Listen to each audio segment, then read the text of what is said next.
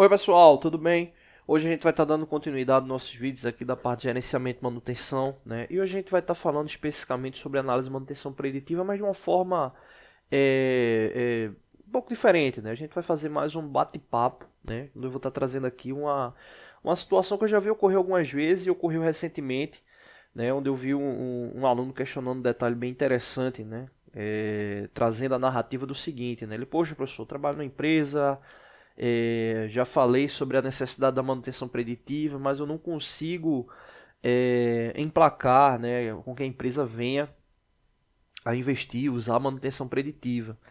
Né, e dava para perceber, né, a angústia, né, do aluno falando sobre isso. Né, e já vi também relatos parecidos aí em momentos do passado também, né, onde muitas vezes os estudantes, né, quem está ali tendo aplicação já direta ali no campo industrial, acaba ficando um pouco frustrado às vezes, né, de estar ali numa empresa, tá vendo ali um contexto aplicado, né, na academia, né, ou seja, em sala de aula, e não tá vendo aquele contexto ali aplicado ali na indústria.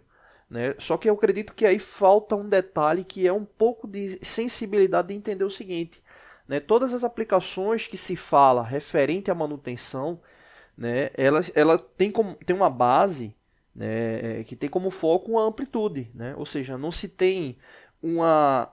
Vamos falar da seguinte forma, né? Não tem uma estrutura que ela é aplicável 100%, que ela tem uma eficiência de 100%, né, em todos os casos, né, de estruturas voltadas à manutenção. Né? Quando a gente fala da manutenção como um todo, né, é muito comum, né, para quem está estudando sobre manutenção, falar sobre características de manutenção planejada, manutenção não planejada. Entra na manutenção planejada, tem lá a manutenção preventiva, preditiva, entra para filosofias, né, estruturadas da parte de gestão, como o TPM, manutenção produtiva total, o WCM, né, manufatura de classe mundial, entra ali para manutenção corretiva, né, manutenção corretiva planejada, né, outras características também aplicadas aí à manutenção, só que isso aí a gente está trazendo uma estrutura geral do processo. Né? A gente tem que entender que cada indústria, cada empresa, ela vai ter uma característica, né? E essa característica ela vai permear um detalhe muito importante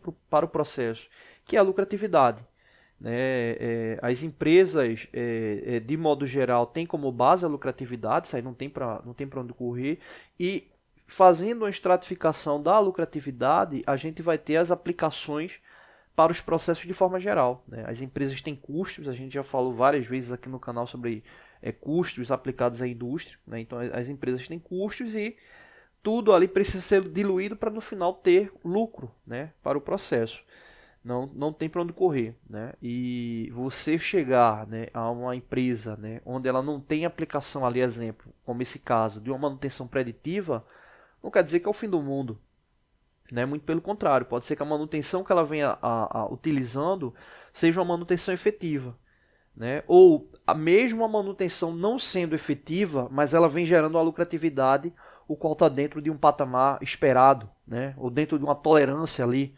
Né? Pode ser até que não esteja dentro do esperado, mas venha gerando essa lucratividade, e o qual investimento ali para manutenção preditiva, né, pode, né, na mente ali dos gestores, estar gerando ali um processo de risco, né, um custo a mais para o processo. Né? Então é importante tomar cuidado com isso, com essas críticas internas ali à empresa onde você está trabalhando. Né? Poxa, a gente poderia ter um investimento nessa parte, poderia ter um investimento nessa outra, mas a estrutura, né, o organograma de uma empresa, né, voltado a essas aplicações, né, e principalmente tempos como esse que a gente vem vivendo, né, dificuldade econômica, né, em meio a uma pandemia, né, faz com que as empresas tenham que tomar algumas decisões, né, que muitas vezes pode não parecer tão fácil ali para o colaborador que está ali na linha de frente, mas por algum motivo ou outro foi aquela ali escolhida. Né? Então encarar isso da melhor forma, da forma mais tranquila e seguir. Né? A gente tem até alguns vídeos falando sobre mindset, né? Então tem que ter um mindset bem positivo referente a isso.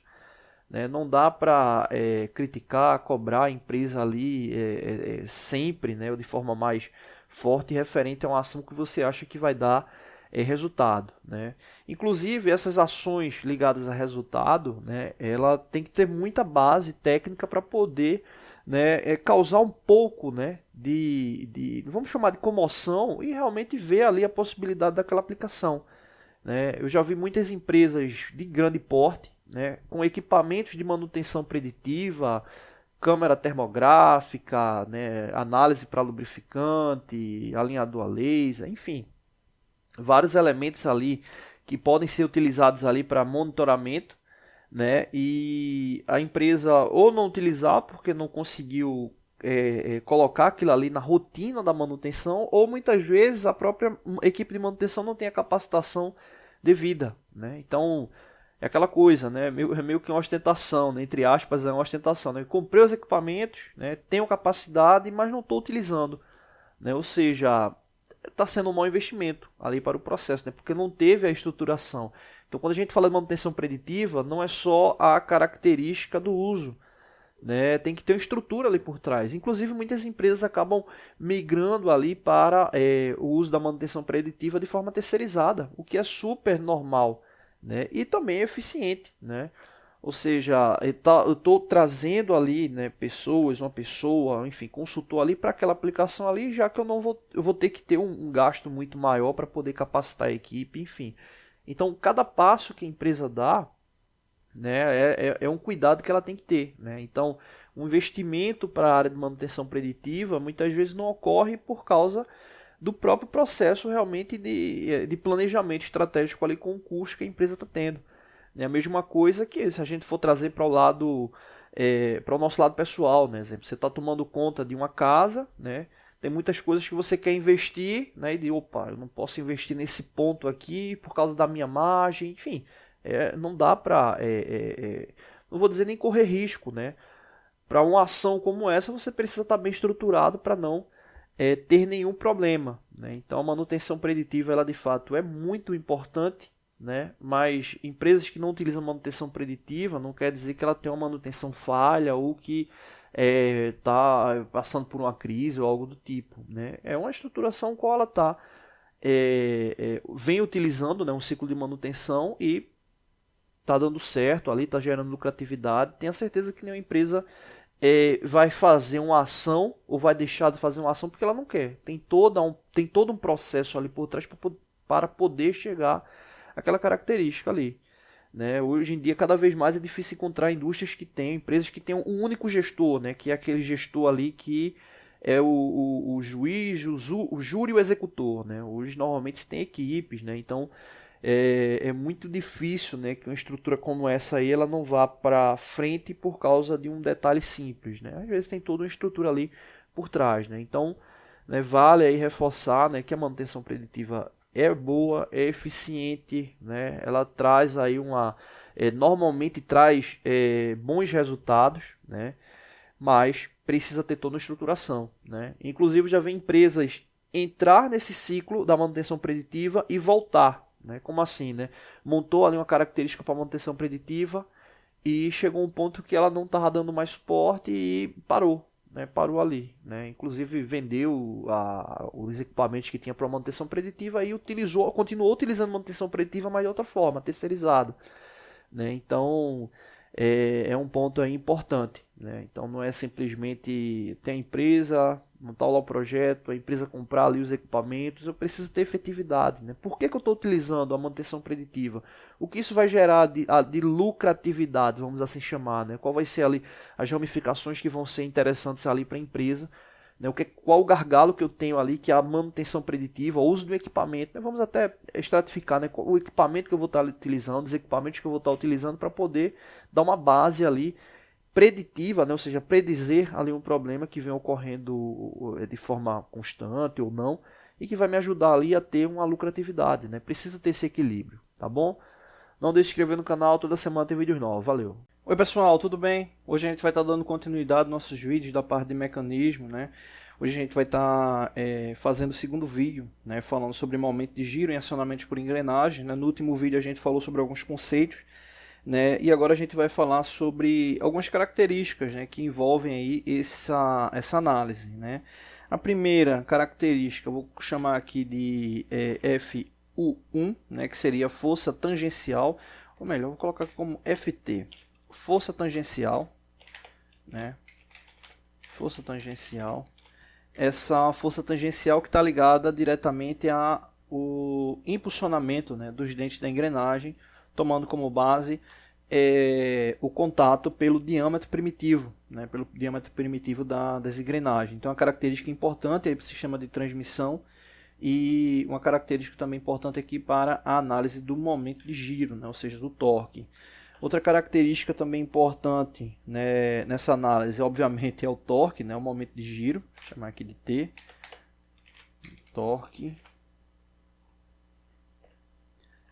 Outra característica também importante, o diâmetro primitivo, como a gente já falou.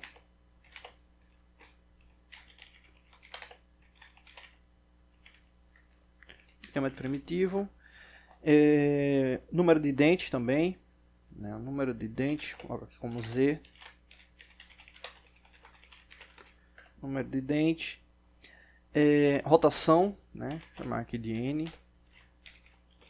Rotação.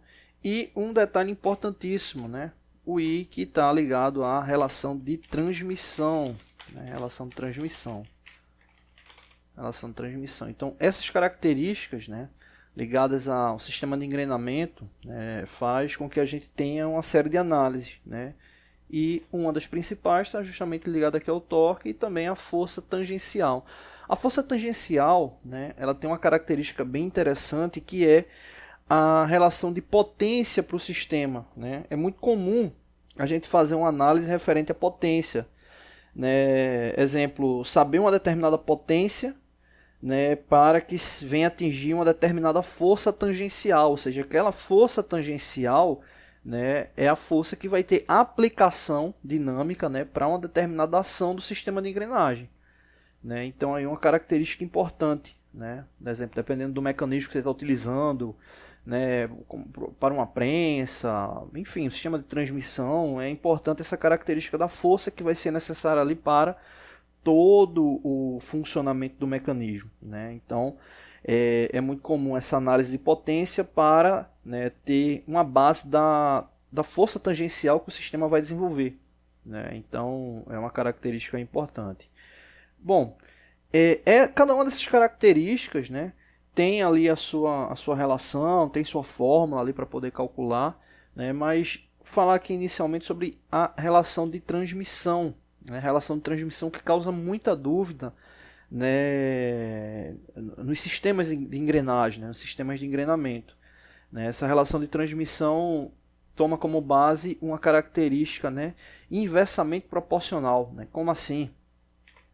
Se eu tenho aqui uma engrenagem motora, né, que tem o mesmo número de dentes que essa engrenagem aqui, deixa eu apagar aqui para ficar melhor.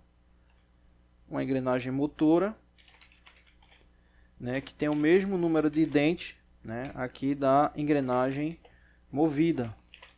Né, mesmo número de dentes, levando em consideração que, obviamente, o mesmo módulo, diâmetro primitivo, enfim, todas as características geométricas que as engrenagens precisam para serem engrenadas.